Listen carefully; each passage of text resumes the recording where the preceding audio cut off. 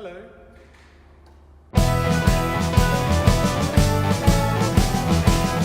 I've got an oak crotch log on the sawmill today.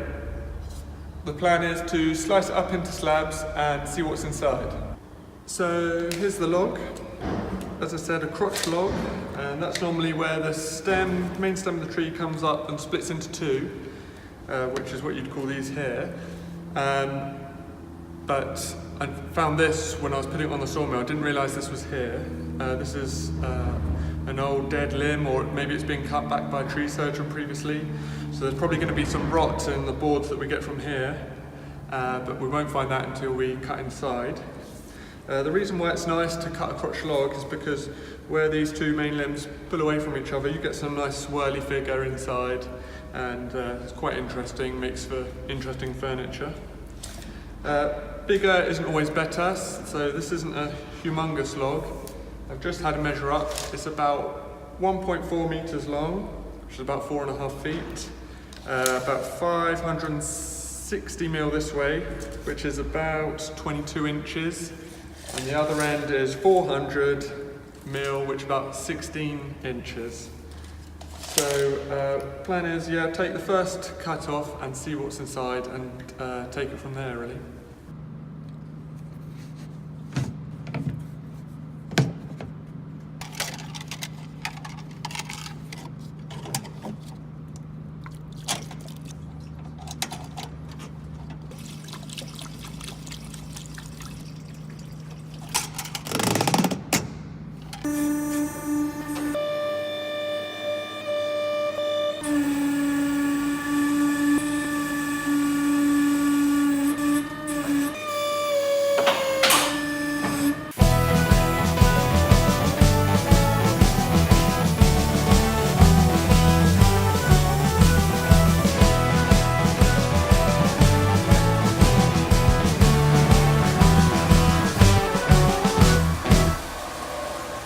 Didn't really get into the heartwood very much. A lot of sapwood here. But the main thing I was pleased to see is that this knot wasn't particularly rotten. A little bit here, but it actually seems like it's going to be quite sound throughout. So not much to look at that side, but so got much more of the heartwood this side. You can see here is the knot, but not an amazing amount of crotch figure. Normally in this V here, you'd expect a swirly pattern. Let's see if I can show you. Here it is a bit closer.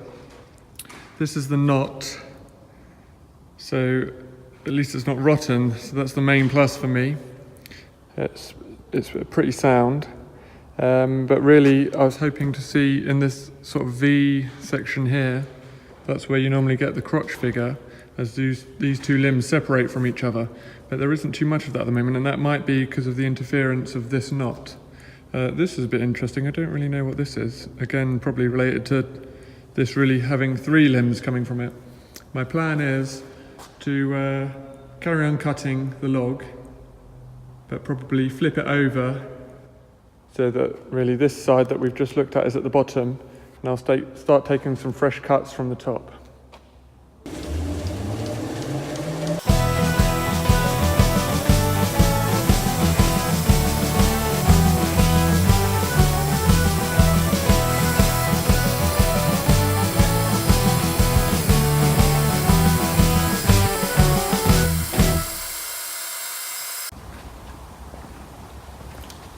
Here we are then, the three boards I just cut, and I think they're really interesting.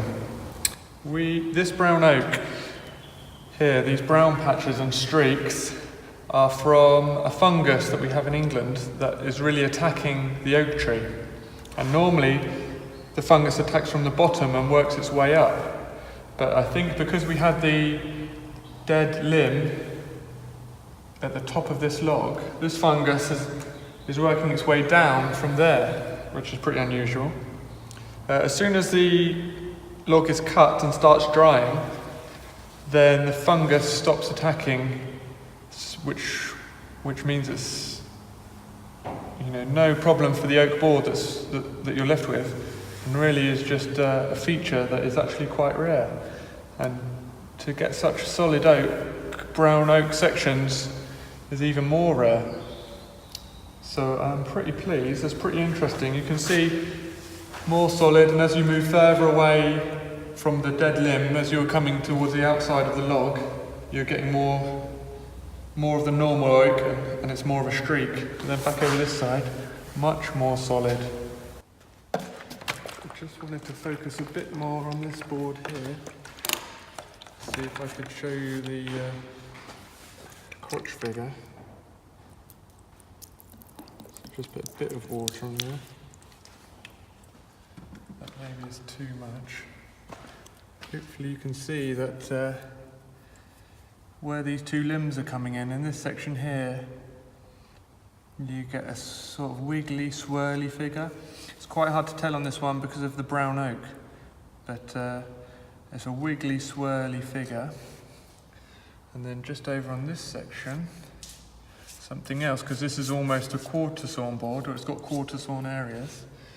If you can see the sort of, well, they're called medullary rays, which in real life, the light really catch, and these patches of medullary rays are really much more reflective than the rest of the wood and almost glitter, really. So this is a pretty cool board, this one. Lots of brown oak. You've got the crotch figure here, and around this section on the more quarter sawn areas, you've got medullary rays. So really it's full of features. So I think overall it was worth cutting this log. Pretty good. Right, I know I've been talking a lot, and I've got a particularly monotone and boring voice, but I just wanted to admit to a mistake I made. This is a warts and all kind of video.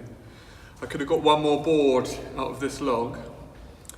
The mistake I made was that when I took the first cut off the log and flipped it over, I should have put this bunk down to 0.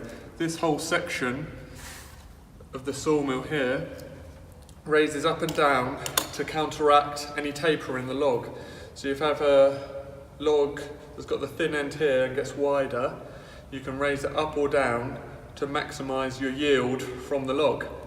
But because I didn't put this back down to 0, you can see I've got a thick piece of timber here and a much thinner piece of timber here.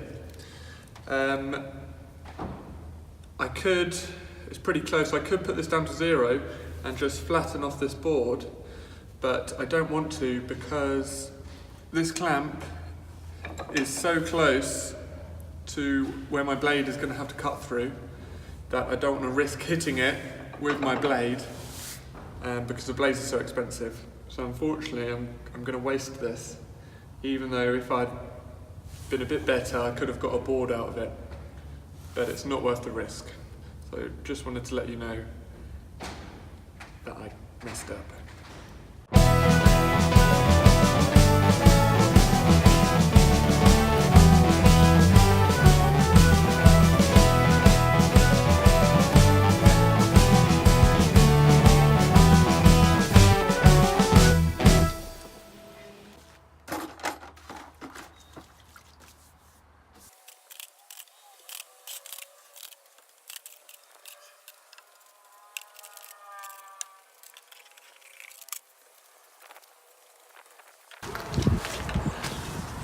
Okay, sun's going down, but everything's finished just in time.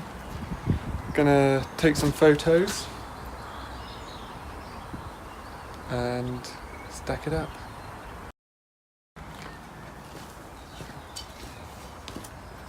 Okay, just wanted to show you one thing. These are some stickers I've got. My dad ordered an oak ball from France, air-dried oak. And they had these stickers, so I've nabbed a few and I'm going to stack this log up with these.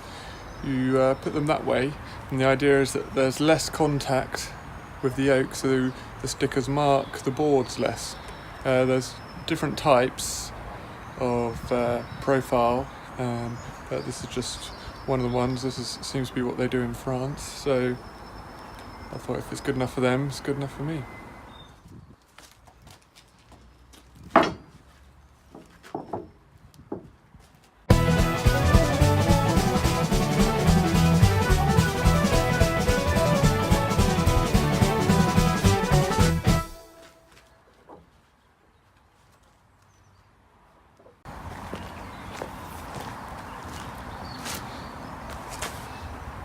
all finished up. I think if you're pretty keen-sighted, you can see that there's a board missing here, and that's the board where I made my mistake. You can sort of tell that the log should carry on one more board before you get to the top slab here. But apart from that mistake, really pleased.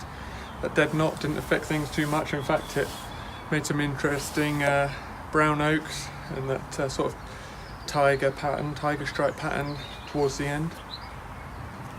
Just want to say thanks for watching, and hopefully I'll see you in the next video. Cheers.